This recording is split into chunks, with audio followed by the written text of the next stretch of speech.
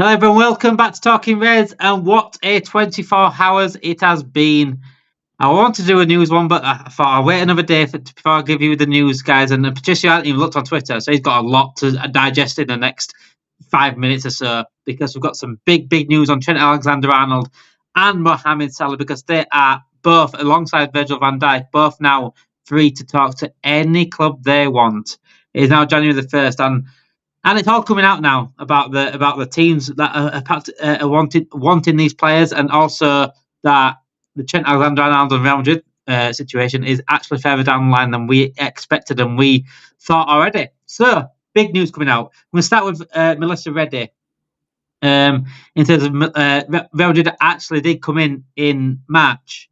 I've been speaking to Trent Alexander-Arnold since March, and they did actually last night put a £12 million bid in, apparently, according to the reports, and it was rejected because Liverpool said if you want him, you have to get him for free. So we've rejected it, and Liverpool saying we're not selling him at all in January. That is what Paul Joy said. He said we're going to rebuff every sort of bid that comes in January. We're not going to sell him at all in January. But Melissa Reddy come out today and said that it seems to have said that Real Madrid have shown their hand, and it seems like they must have heard something from the Trent camp in order to make an offer. So they must have heard some sort of positivity from the Trent camp for Real Madrid to make that offer and put a bid in, basically, a £12 million bid. They want a right back now, but it looks pretty much now, Patricio, with this Trent stuff coming out. I mean, Mileva came out again, said he wants to leave Liverpool on good terms. It's just been all coming out in the last 24 hours. Real Madrid want a total agreement from Trent Alexander-Arnold ASAP before he changes his mind. I wonder what club allows players to change their minds. Zubimendi, for example. But Trent Alexander-Arnold, it looks pretty much is off from the last 48 hours. It's confusing to me. Like, obviously, we don't know his mindset and stuff, and it'd be crazy to be a fly on the wall and see how he thinks, to be honest, because like from my point of view, I see it as like if you're a homegrown boy in Liverpool and you play for the club that you supposedly support and love, then have the opportunity to be a captain. I think it's mental to want to go back. I know it's the aspects of like Real Madrid and stuff, and you're thinking, wow, it's a great club, but I think especially if you're gonna go on to like potentially win the Premier League and then the Champions League as well, if you're en route for that, I don't know how this is sort of going through his head, and especially the fact that obviously multiple contracts were rejected for Liverpool. So I guess that kind of set his mindset. But I don't know, because obviously there was that celebration he did with the hand movement, and it's like, is he silencing the fans to tell us like not to worry, or because it does seem like we should be now? It seems like he's mostly there, mostly gone. So I don't know what to think. Well, I got two things out of this. I said this the other day as well to Reese. I got two things out of that. As either silencing the media, and he's not really linked to Real Madrid, or he's silencing the hate that he's been getting. Maybe it could be a bit of both. To be fair, so it could be either. Yeah, that's what I'm saying. So the hate. You know what? I've come on here and I've said it. I did a video about it the other day, a special one about Trent, and I said, look, I get it. I get why people would hate him. I get this whole rat situation. Like, as a Liverpool fan, why I wouldn't want to leave Liverpool ever. No. And I said, look, if you're on like £10 a week and you're getting offered 100k a week, then fair enough. You know what I'm saying? But it's not. Yeah. He's getting probably a good wage here, and regardless of what he wants and stuff like that, a Liverpool fan, I couldn't imagine not. I couldn't imagine playing for anyone else. I couldn't imagine if I were playing for my club. As a Liverpool fan, I wouldn't want to go anywhere else. I'd be happy where I am. However, what I don't like also, yes, I get all the hate and towards Trent and things like that, but I hate all this like FSG's not done anything wrong. I can't change his mind, because I can't believe that we are now allowing our three best players to talk to other clubs. That alone is beyond neglect and beyond like incompetence. Sorry, that is just ridiculous. And I got told today, like, oh well, if all three go, then yeah, I'll be on your side of criticising FSG. It's too fucking late. It's too fucking late. We've accepted this incompetence for years and years and years to the point where this is allowed to happen. Do you know They what's don't give funny a is shit. our mindset, sort of like some people's mindset going into January was, oh, they're gonna sort the contracts out and make them as the new signings instead of like actually bringing people in that are required. So The fact that mm, we can see that is a big yeah, problem. yeah, It's a because big problem. we're just used to it now. The fact that we're just gonna get screwed over, so just bend over and take it. Really, and it's quite sad to think I, that way. I'll tell you one thing. I Mm, really want us to win this league this season. But I'll tell yeah, you one thing. These people that have protected FSG, they better fucking pray we win the league this season. Because I'll be coming every fucking one of them. If we drop off because of FSG this season, mm. I'm going all out. I'm But bringing every fucker down with me. problem is though, if you're willing to let your three big signings or your three big stars go, how does that show your mentality towards winning the league? Especially like how you, yeah, I don't understand how we're gonna compete if we do let Virgil and Moan Like I go. said, I think we will win the league. I think City's drop off helps us massively. I think if Yeah, City didn't drop off, I think I'd be looking at the league thinking, oh, it's if and buts. But I think we will win the league, if I'm honest. And I yeah, think it'll cover up FSG's lack of ambition. It'll cover up massively. I've had mm, Chelsea fans tell me that today. FSG's, if we win the league, it's going to cover up it massively. And they see what we see. But right now, we're not helping situation with the contracts because what we're doing there is we're creating like scenarios off the pitch. We're creating like drama and things like that, yeah, unneeded attention that we don't need. We need to concentrate on what's going on the pitch right now. hundred And it percent. could easily take. And what's happening is now is Trent, Salah, and Van Dijk will be called up by clubs. Yeah, they will. I guarantee. I bet Real Madrid could call all three of them because you would. Yeah, no, it is We crazy, would. especially. Yeah, If you was the owner of Real Madrid, Patricio, right, and these three players became available, I don't care if they've got 2-3 years left on the 2-3 years left in their careers in terms of Van Dijk and Salah, you'd be calling them up, wouldn't you? As soon but yeah, as. think about this, the records that Salah's still breaking now, and the performances that Van Dijk and Trent are putting in now, especially like we're so used to it, but they're still putting like top end performances in. So why not? Obviously, I think out of the three, I think Trent is sort of lacking in performance, but I think that could also be, although bar his goal that he scored, but and the passes, but like it just seems that he is one foot out the door at the moment for Trent. I don't know. I It seems can't. like his mindset has changed a little bit, doesn't it? Yeah, and I don't Um, understand why though. But I saw a video earlier on today, and it was sort of like talking about how Steven Gerrard had other options when he was younger, and apparently like it was his dad and brother that got him sort of stay and keep that mindset. Mate, he only just stayed. I He know, and it's was crazy to think. honestly, he was literally out the door. And they did Yeah, a U-turn. I think fans were starting to burn shirts and everything. So when people say, "Well, it means more for scouts and stuff," I absolutely get you. I get you mm, on that terms. Like I'm on the side of like, yeah, what the fuck are you doing, Trent?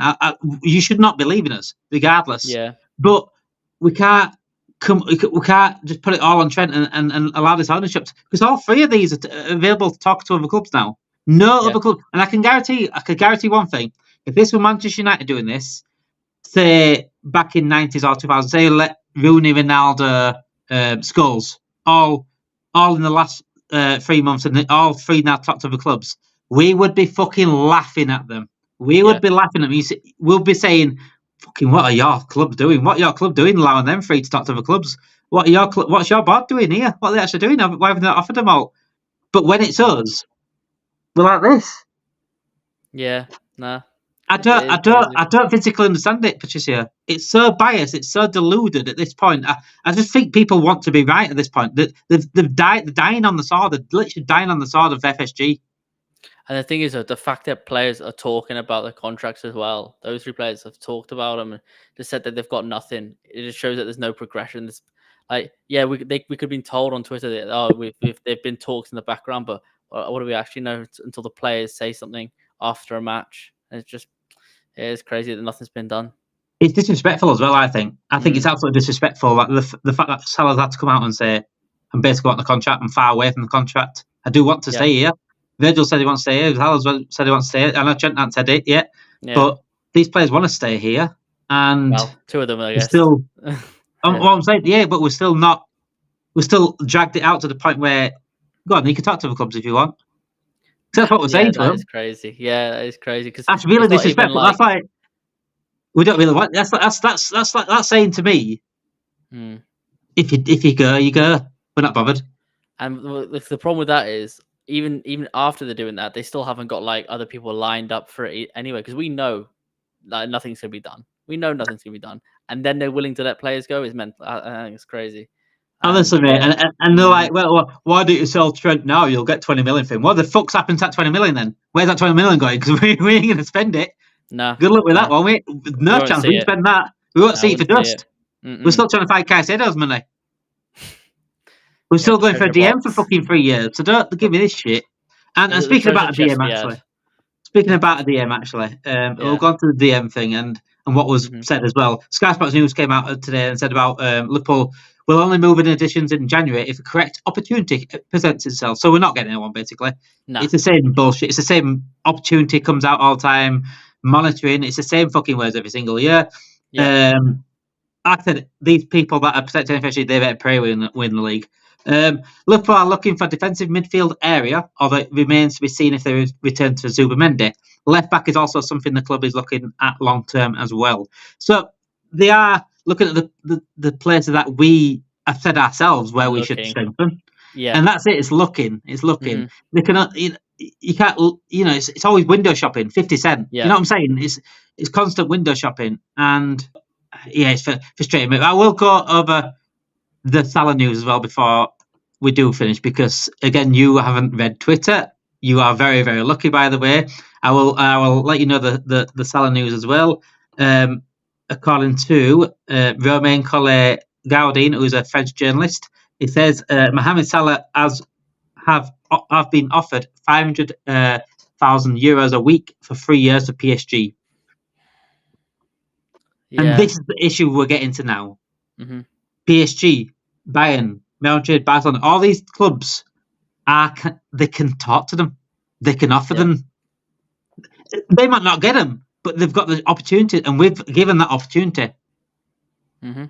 Yeah, and that is mental. I don't know, like the fact that Mo and Virgil want to stay has hopes that their contracts will get sorted, even though they can have the option to talk to other people, other clubs. I think those can get done. We just need to kick in the arse really for FSG to do something.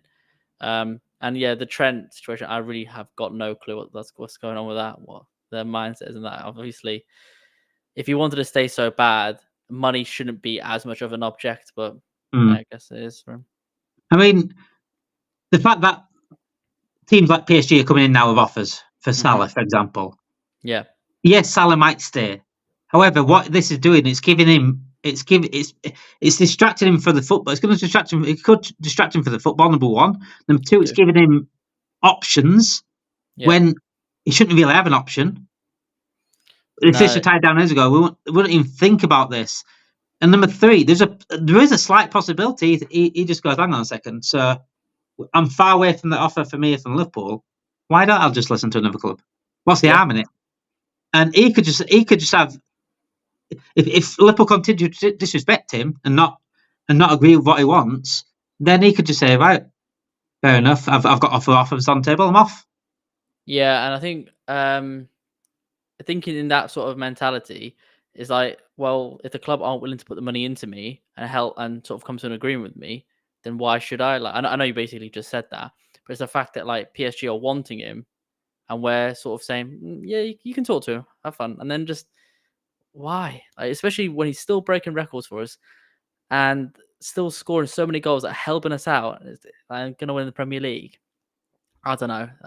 Let's just see it from a normal job point of view. You work in an office. Say you're doing like graphic design and something like that. You're an amazing graphic designer. You've been pushing for promotion for a while. You're like always on the boss. Like, look, I need a promotion. I've been fantastic. I've made you this sort of money. I've helped you grow. I've been fantastic for you. Why have you got a promotion? And like, well, we don't think we need to pay that. And another company comes in and says, look, we can offer you that.